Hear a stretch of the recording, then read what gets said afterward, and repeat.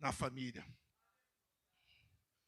Quando o pastor me convidou para trazer a palavra, e eu comecei a pedir ao Senhor uma palavra. E o Senhor, Ele ministrou algo que eu queria compartilhar com os irmãos. A pergunta que eu faço aos meus amados irmãos: você tem exercido o poderio de Deus na sua casa, na sua família, na sua parentela? Mas, presbítero Wagner, o que é exercer o poderio de Deus? É colocar sua fé em ação. É convidar o Senhor para fazer parte de dentro da sua casa. Muitas das vezes nós chamamos Jesus para entrar na nossa casa, mas falamos para Ele, sabe o que? Jesus, fica aqui sentado. Quando eu chamo o Senhor para entrar na minha casa e na minha vida, Ele tem que ter autonomia completa sobre a minha casa. E o tema em si de hoje é exercendo o poderio de Deus na família. Eu quero falar de uma família que estava totalmente destruída. Família que veio passando por traumas, por perda. E qual é aqui, irmãos que já não tiveram perda? Qual aqui, irmãos que já não perderam o ente querido? Mas quando eu chamo o Senhor para Ele exercer o poderio dEle na minha vida, eu posso ter a perda. Que a perda, irmãos, você não tem amnésia que esquece, não. A perda, ela fica aqui, mas ela cicatriza. Você passa até a mão, você sente, mas você não sofre. Eu quero hoje convidar a Amada Igreja que abra vossas Bíblias no Evangelho de Lucas. Lucas capítulo 7, obrigado. Evangelho de Lucas. Lucas capítulo 7. Se puder deixar a luz acesa, tá, Carol? Deixa para mim, por favor. Evangelho de Lucas, capítulo 7, versículo 11.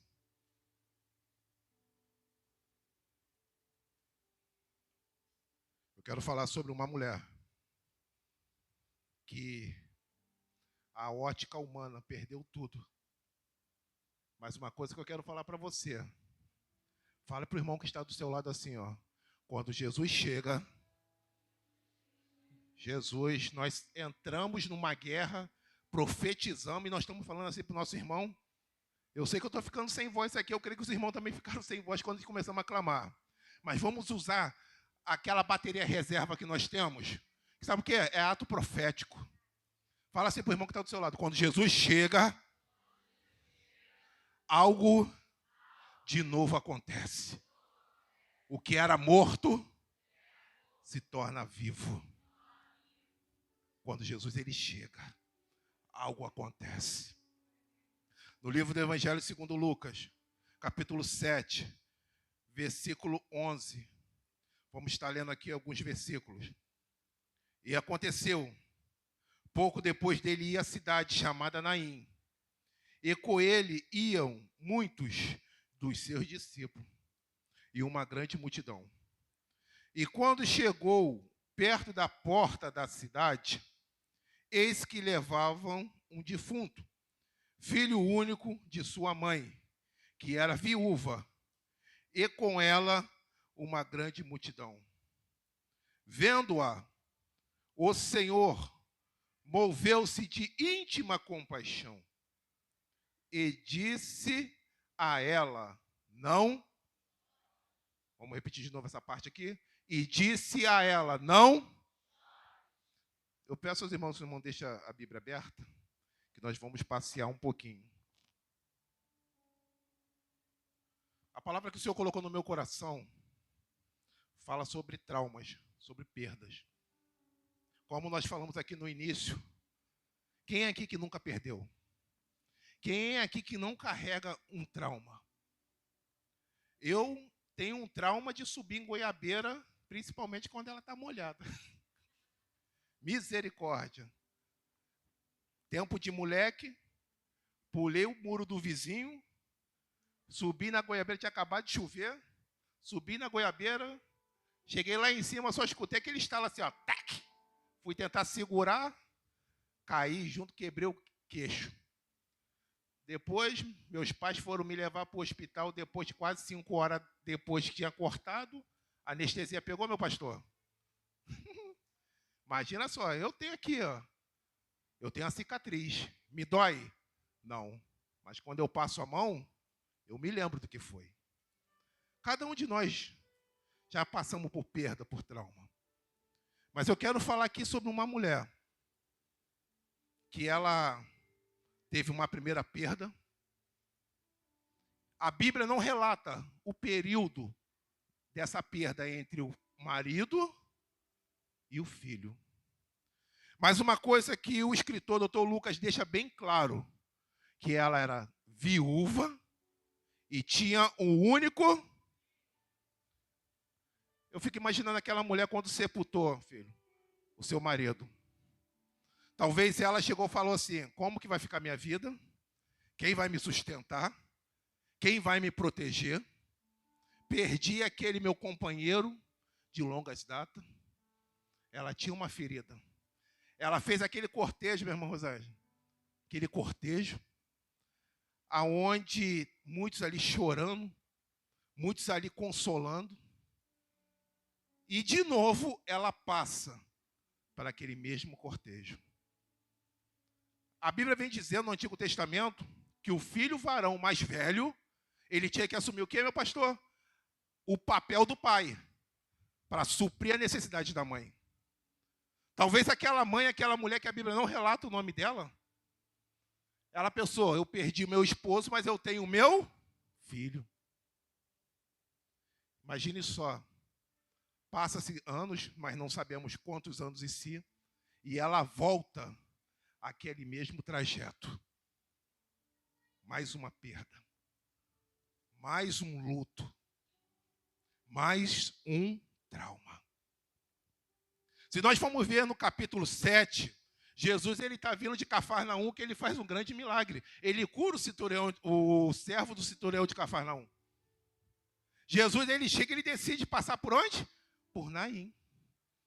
Uma coisa que eu venho aqui nessa noite para falar para você da parte do Senhor: ei, o teu Deus, a qual você serve, ele não chega adiantado e ele não chega atrasado, ele chega no momento certo. Eu vou repetir mais uma vez para que eu vi que 2, 3, 4 tomaram posse. Eu vou repetir mais uma vez: o Deus a qual você serve, ele não chega adiantado, ele não chega atrasado, ele chega no momento certo. Eu fico aqui imaginando duas comitivas, duas multidões, a multidão da alegria e a multidão do choro, pastor. E segundo a cultura judaica, segundo os costumes judaicos, quando passava um defunto, o judeu, o que ele tinha que fazer? Dar um passo para trás e deixar o cortejo passar, ou então ele ter uma empatia, se colocar na dor daquela família e prosseguir o cortejo. Mas Jesus, ele não em si prosseguiu o cortejo e ele se não deixou que o cortejo seguisse. Jesus, ele parou o funeral. E eu quero falar para você da parte do Senhor. O Senhor, ele vai parar o sofrimento que você está passando na sua casa e na sua família. Eu vou repetir mais uma vez. O funeral foi parado. O Senhor, ele vai dar um cessa, ele vai dar um chega naquilo que você está passando. Eu estou falando aqui de uma mulher cheia de trauma. Eu estou falando de uma mulher que cheia de ferida. E uma coisa que me chama bastante atenção, pastora Daiane, foi, sabe o quê? Irmãos, imagine só. Eu fico olhando assim os nossos pastores. Que incumbência dolorosa que é quando é para fazer culto fúnebre. Que aí você tem que ter uma palavra para que possa consolar a família lutada. Sempre tem uma palavra que sai assim, né, pastores? Deus sabe o que faz. Deus está no controle. Mas para quem está recebendo aquela mensagem, irmãos, como é difícil. Como é difícil. Teve uma vez que aconteceu sobre a nossa irmã, nossa missionária Andreirina, que a irmã dela está dormindo no Senhor. A pastora Rosemary me ligou. pastora Cristiane estava fazendo prova, pastor em São Paulo. Pastor Rosimé me ligou e falou assim: o presbítero Vinícius, presbítero estão ocupados. Você pode ir lá fazer o culto fúnebre? Aí eu, Jesus, como que eu vou, Senhor? Falei, pastor, eis-me aqui, vou. Fui lá, abracei a família, mas já tinha o pastor, né, da irmã da nossa missionária. Eu já fiquei mais aliviado. E meu coração ficou mais alegre ainda quando eu vejo a pastora Cristiane. Falei, graças a Deus, que eu já passo para ela. Irmãos, como é difícil. E Jesus, ele chega e ele fala assim para a mulher: mulher, não chores. Você acha que Jesus estava falando, Everton, para ela, fica quieta, para de chorar? Não. Que o texto, vem comigo aqui no texto. Versículo 13. Vendo-a, o Senhor moveu-se de quê? Está muito fraco.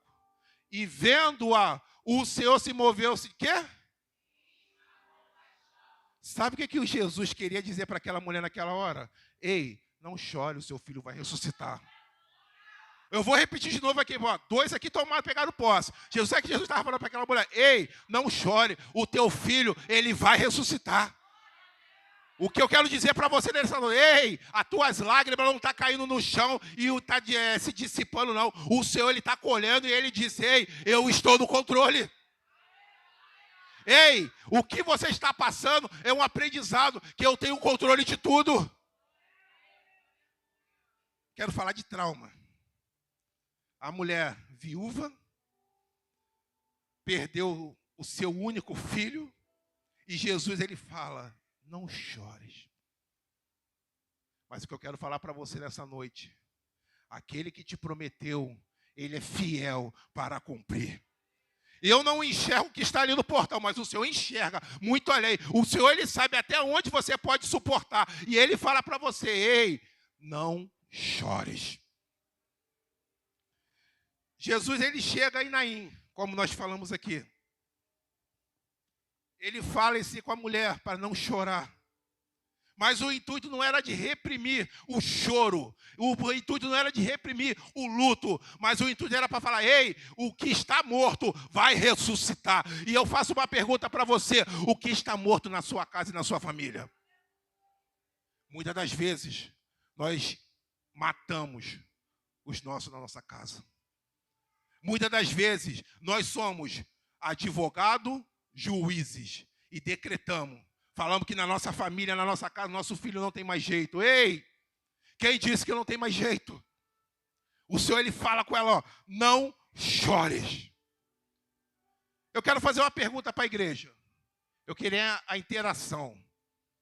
Jesus, ele não poderia chegar a falar para aquele: ei, menino, levanta agora. Sim ou não? Jesus, ele é Deus, ele poderia falar assim: ó, levanta e anda. Mas sabe por que Jesus, ele não falou para o menino: levanta e anda, e falou para a mulher: não chores? Que Jesus, ele queria primeiro tratar a mulher, para que depois ela viesse receber seu filho ressuscitado. Muitas das vezes na minha vida e na sua vida, na minha casa e na sua casa, o Senhor, ele quer primeiro tratar com você, para que depois venha tratar dos seus.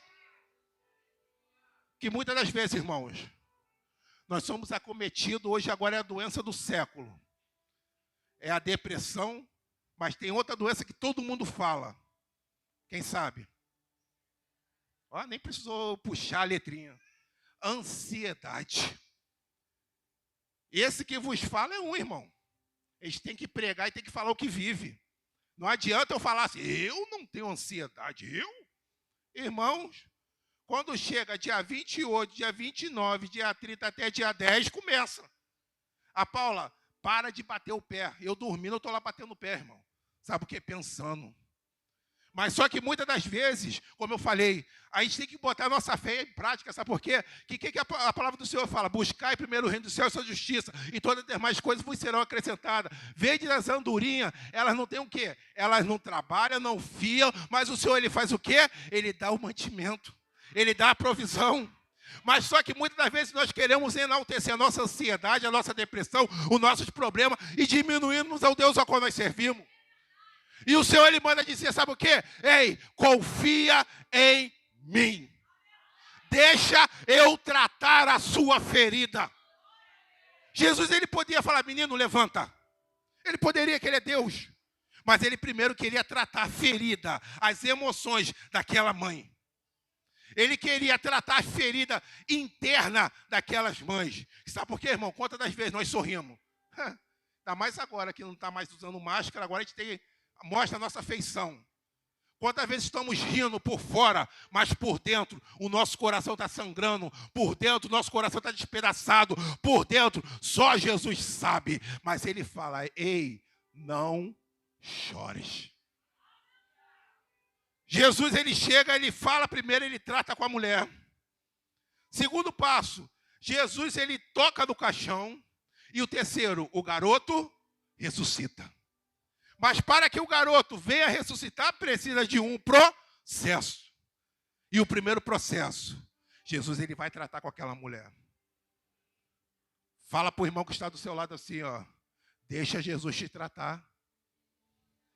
Eita, profeta da terra profética. Olha só, irmão, nós somos da igreja Assembleia de Deus, Ministério Terra Profética. Olha como é que nós estamos falando para o nosso irmão que está do seu lado. Fala para o seu irmão do seu lado assim, ó. Deixa Deus te tratar. O tratamento de Deus muitas vezes é doloroso, mas traz cura, Everton. Quem aqui já se machucou, teve que ele fazer raspagem? Alguém, a nossa irmã ali, né? Não dói não, né, irmã? Deve ser uma dor que é só Jesus na causa. Mas o que acontece com o tratamento? É rápido, não é, minha irmã? Porque está tirando tudo aquilo que está morto, está doendo, está chorando. Mas só que o tratamento de Deus muitas vezes chora, dói, mas o tratamento traz eficácia.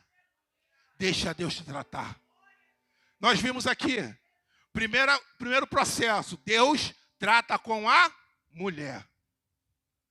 E depois, vem comigo. Versículo 14. E chegando, tocou o esquife, e eis que os levavam, pararam.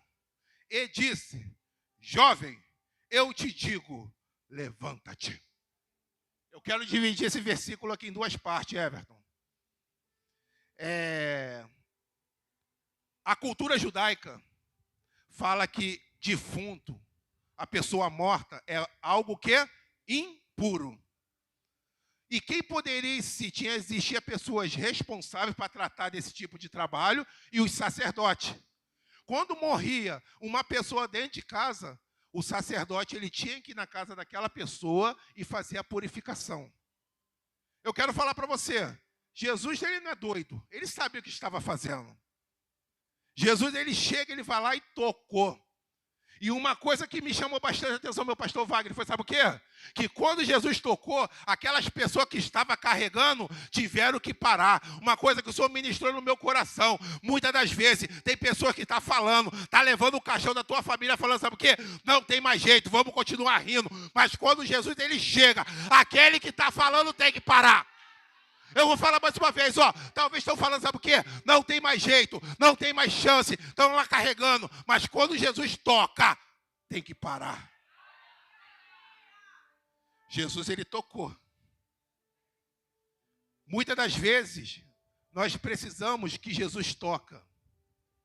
Muitas das vezes, nós precisamos de ver o mover de Deus. Mas tem hora que Jesus, ele não toca. Tem hora que ele fala.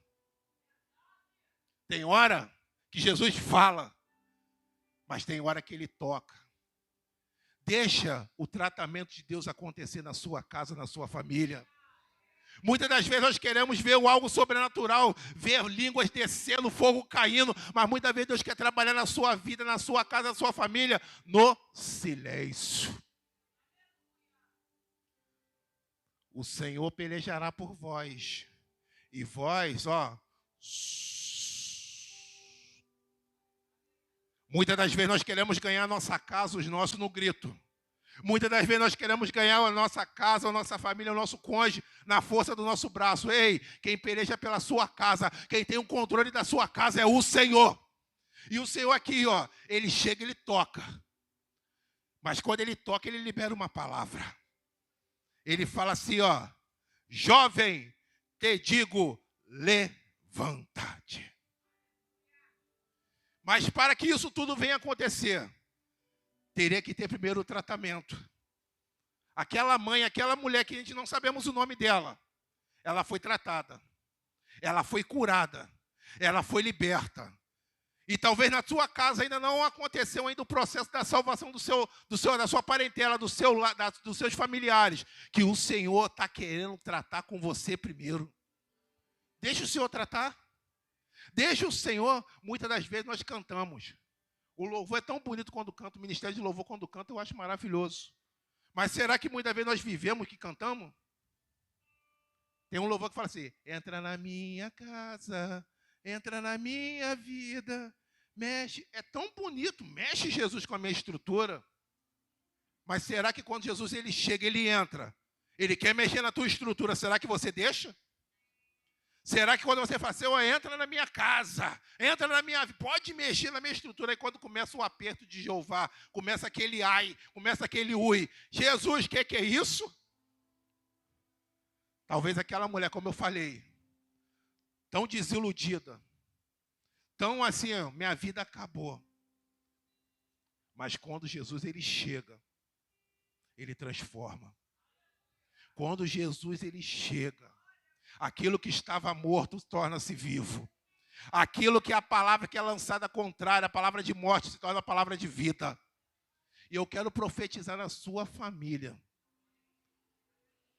Toda ferramenta preparada contra a tua família não prosperará. Toda a língua que sobre a tua família se levantar, em juízo tu a condenará. Que a tua família é do Senhor. Os teus filhos é do Senhor. O seu esposo, a sua esposa é do Senhor. A família foi o Senhor que te deu. Não deixe que a multidão venha falar que não tem mais jeito. Não deixe que vizinhos, que até mesmo pessoas de casa falam, não tem jeito. A última palavra, quem dá é o Senhor. Nós vimos aqui, Jesus fala com a mãe. Jesus, ele toca no caixão. Mas só que uma coisa que me chamou a atenção aqui. Jesus, ele toca no caixão. O caixão era uma coisa imunda? Sim ou não? O esquife. Eita, Jesus. Irmãos, eu convido a vocês domingo que vem para a escola bíblica dominical. Sabe por quê? Crente tem que estar afiado na palavra. Sabe por quê? Imagine só, se alguém, você está no seu trabalho, você está em algum lugar, alguém pergunta assim, o que é esquife? Vou ligar para a pastora Cristiane, vou ligar para o pastor Fábio. E se os pastores não conseguirem te atender? E aí? Escola Bíblica Dominical. É um culto de aprendizado. Mas vamos para a palavra aqui de novo. Jesus, quando tocou o caixão, o esquife, era uma coisa imunda ou não era? Mas sabe o que me chama a atenção? O que era imundície, quando Jesus tocou, era imundo, se tornou limpo.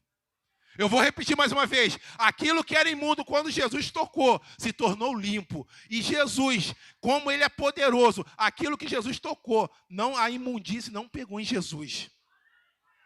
Aquilo que está imundo na sua família, na sua casa, você tem poder, na autoridade do Espírito Santo de tocar. E aquilo que está morto vai ter vida.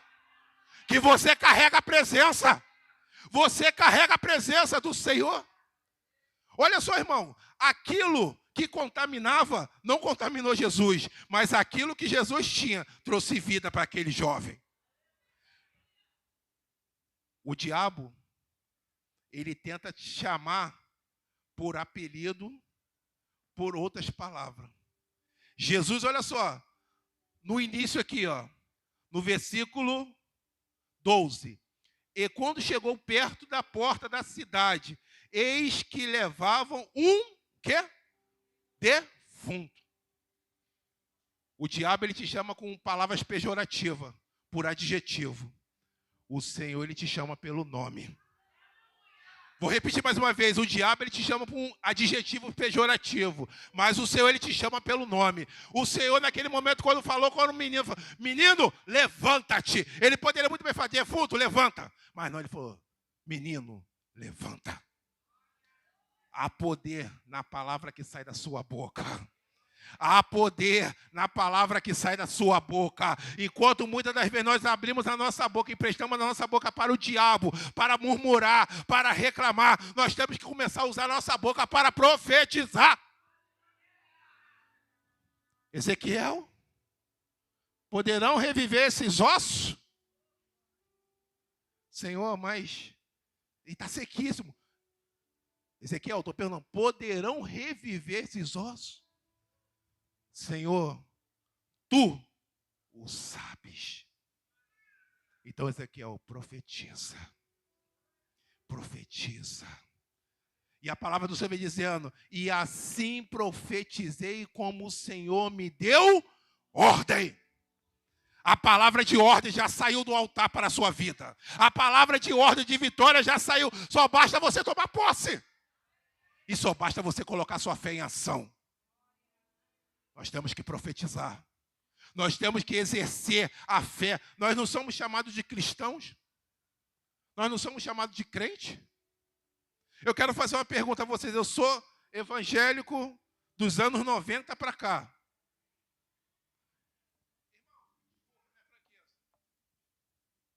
Antigamente, o povo dos anos de 1990, 1980, quando era círculo de oração, a igreja estava como? Cheia. Culto da palavra, cheia. Culto de oração, cheio. Os milagres eram o quê? Notório. Eu já vi já paralítico andando. Eu já vi já pessoas com câncer jogando para fora.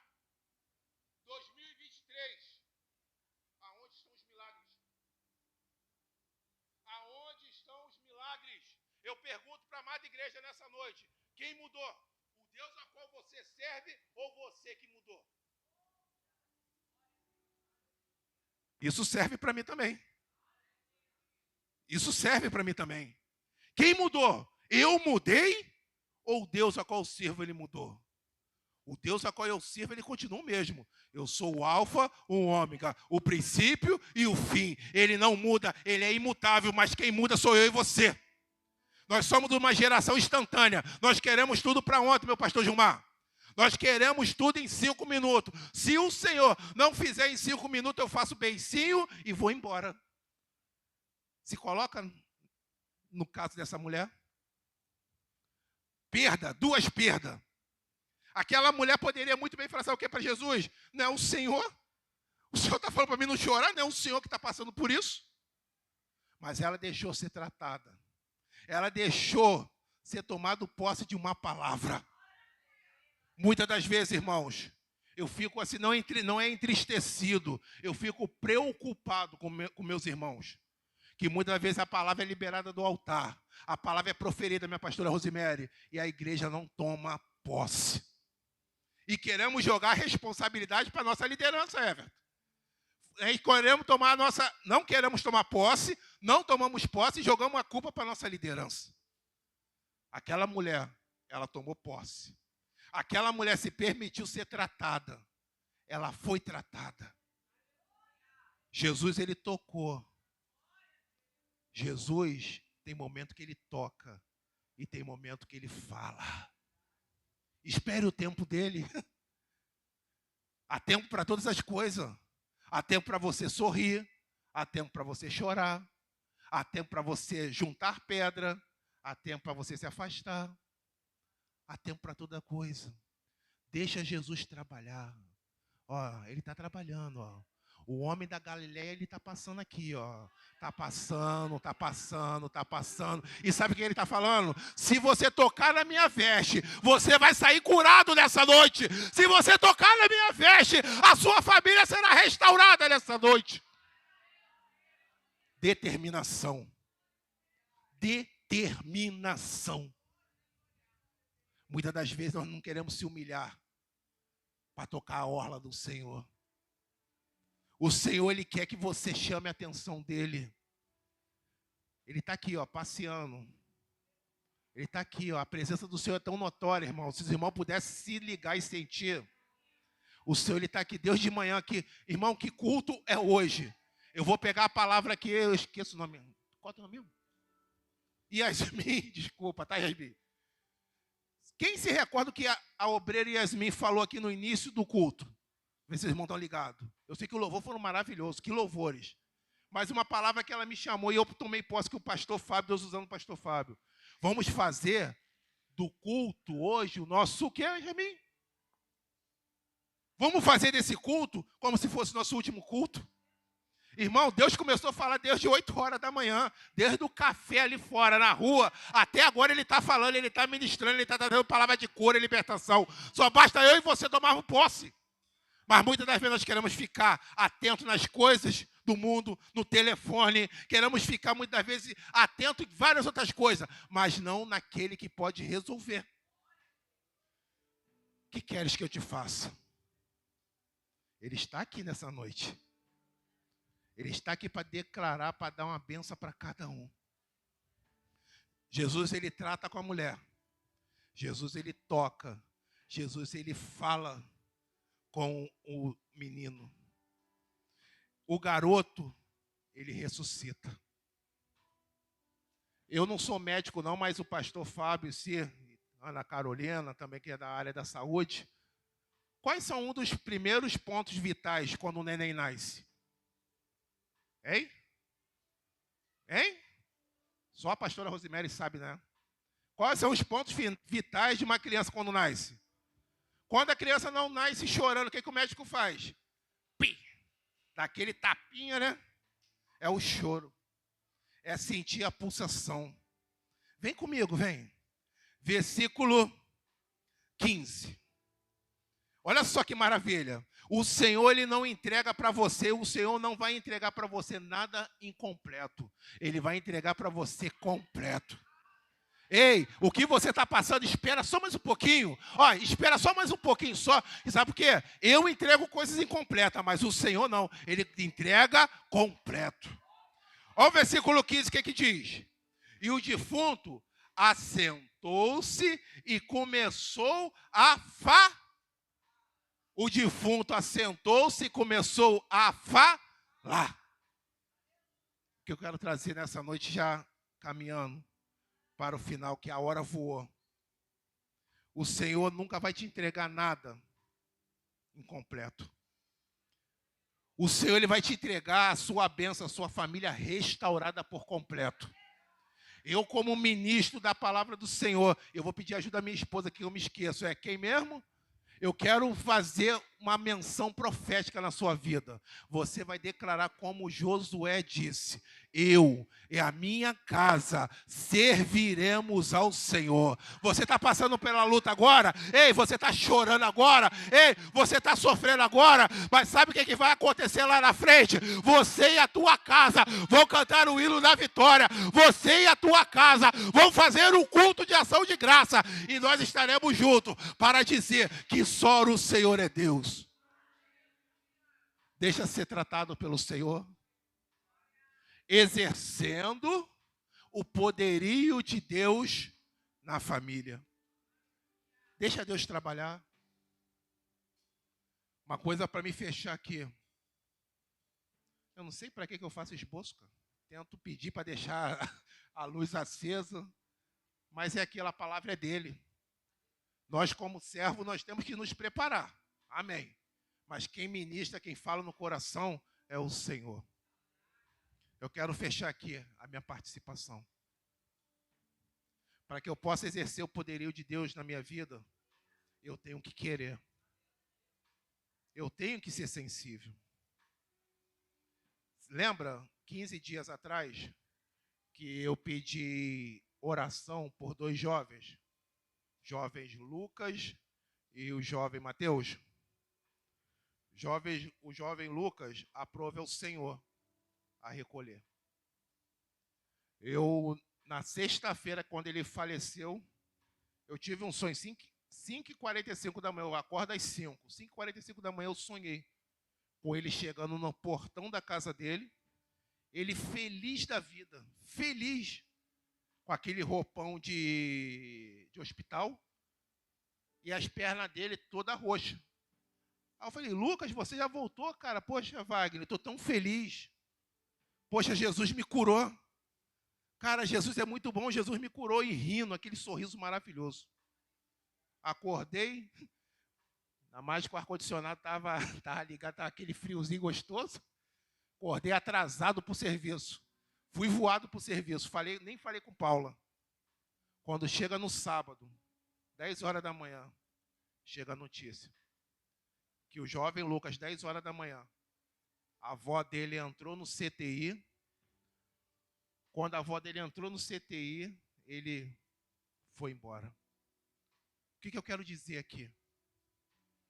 O que eu quero dizer para vocês aqui serve para mim? Você já disse para a sua família, para a sua esposa, para o seu esposo, para os seus filhos, quanto você o ama? Você já disse, irmãos, está aqui, ó, ela pode falar. Eu sou chato, Carolina. Pode falar, eu não sou chato. Sou chato, irmão. Sou chato. Eu não vejo a hora deles casarem logo para também sair logo. Mas assim, eu sou chato, sabe por quê? Eu quero proteger. Mas olha só, você como pai, você como marido, você já disse para sua esposa, hoje, quanto você a ama. Irmão, não existe família perfeita não, tá? Família perfeita vai ser só no grande dia. Família não é perfeita. Deus é tão maravilhoso que bota duas pessoas opostas.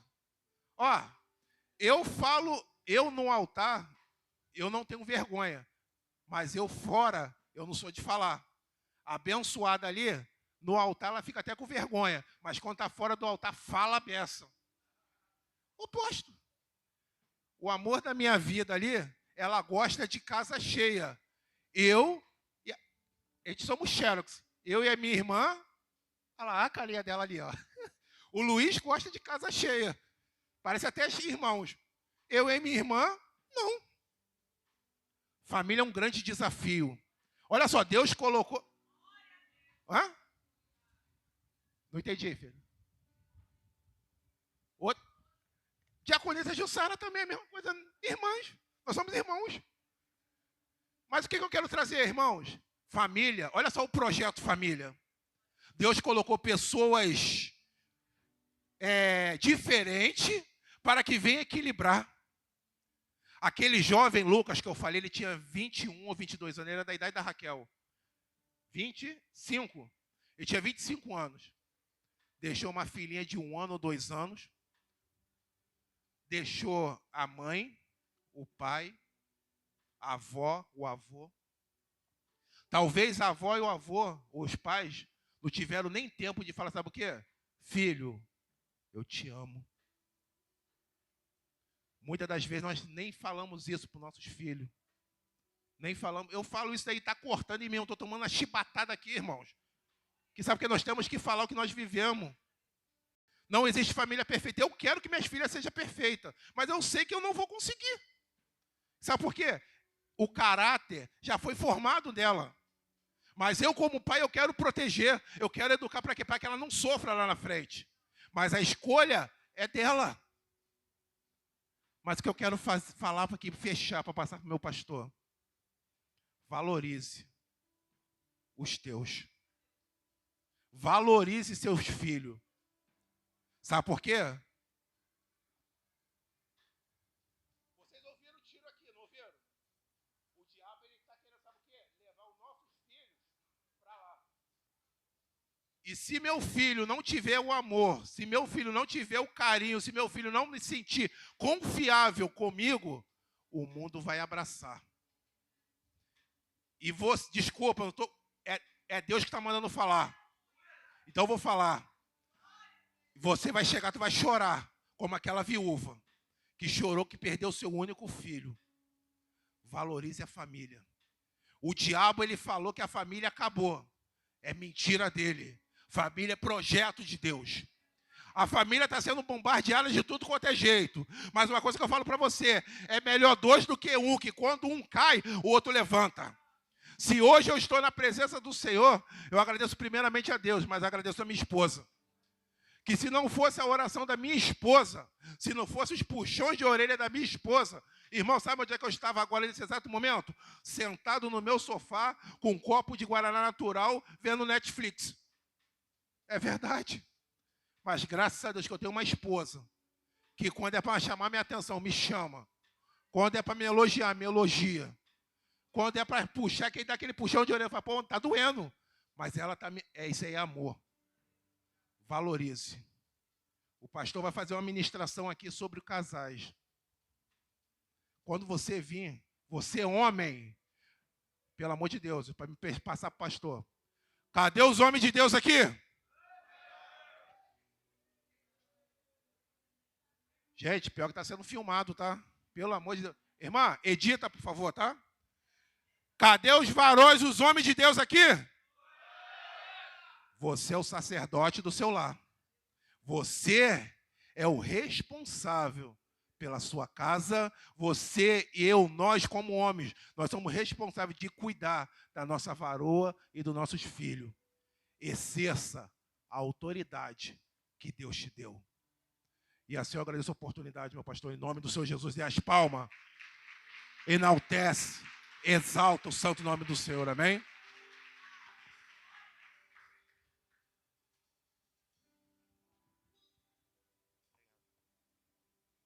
Graças a Deus. Quantos recebem essa palavra, irmãos? Deixa eu fazer uma pergunta. Tem alguém que, depois de ouvir tudo isso que Deus falou aqui essa noite, quer voltar para os caminhos do Senhor? Tem alguém que precisa voltar para a casa do Senhor? Aceitar ao Senhor Jesus? Se tem alguém, levante uma de suas mãos, fazendo um sinal, assim como a aceitação de Deus. Tem alguém, irmãos?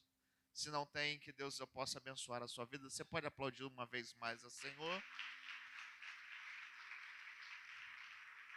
A gente vai fazer assim, eu preciso ungir sua família. Todos nós, obreiros, pastores, vamos estar ungindo a sua casa e a sua família. Eu vou fazer o anúncio, tá? A gente faz a oração final. A gente dá a bênção apostólica e você vai passar por um corredor aqui, enquanto os pastores ungem você e você vai direto para sua casa, tá?